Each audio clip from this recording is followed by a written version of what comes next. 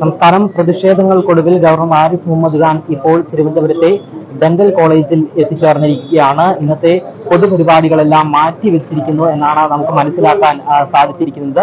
അദ്ദേഹം ഇപ്പോൾ തിരുവനന്തപുരം ഡെന്റൽ കോളേജിലാണ് എത്തിച്ചേർന്നിരിക്കുന്നത്. പല്ലിന്റെ ചികിത്സയ്ക്കായി അദ്ദേഹം ഇവിടെ ഡെന്റൽ കോളേജിൽ എത്തിച്ചേർന്നിരിക്കുന്നു എന്നാണ് നമുക്ക് മനസ്സിലാക്കാൻ സാധിച്ചിരിക്കുന്നത്.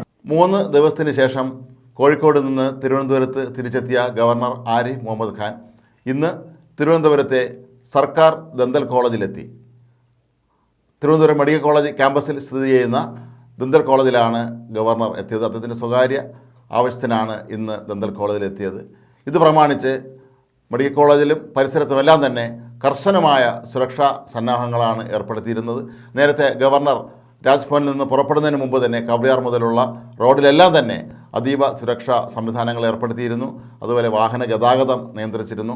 ഏതായാലും ഗവർണർ ഒരുപക്ഷെ ആശുപത്രിയിൽ അദ്ദേഹത്തിൻ്റെ സ്വകാര്യ ആവശ്യത്തിനായി പോകുന്നതുകൊണ്ടായിരിക്കാം ആ വഴിയിലെങ്ങും തന്നെ പ്രതിഷേധങ്ങളൊന്നും തന്നെ ഉണ്ടായിരുന്നില്ല.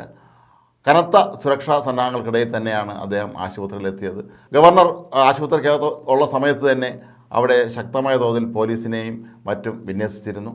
ആശുപത്രിയിൽ നിന്ന് പുറത്തിറങ്ങിയ ഗവർണർ പിന്നീട് പുറത്തേക്ക് പോവുകയായിരുന്നു. എല്ലാ വഴികളിലും ഗവർണർ സഞ്ചരിച്ചിരുന്ന എല്ലാ വഴികളിലും അതിശക്തമായ തോതിലുള്ള സുരക്ഷ ഏർപ്പെടുത്തിയിരുന്നു. മാത്രവുമല്ല, ഈ വരുന്ന മാർഗങ്ങളിൽ ഒരിടത്തും തന്നെ ഗവർണറുടെ വിരുദ്ധമായ രീതിയിൽ ജാഥകളോ അതല്ലെങ്കിൽ പ്രതിഷേധ റാലികളോ കരിങ്കൊടികളോ ഒന്നും തന്നെ ഉണ്ടായിരുന്നില്ല. അത് ഗവർണർ ഒരുപക്ഷെ അദ്ദേഹത്തിൻ്റെ സ്വകാര്യ ആവശ്യത്തിനായി വന്നതുകൊണ്ടായിരിക്കാം ഇങ്ങനെ സംഭവിച്ചിട്ടുള്ളത്.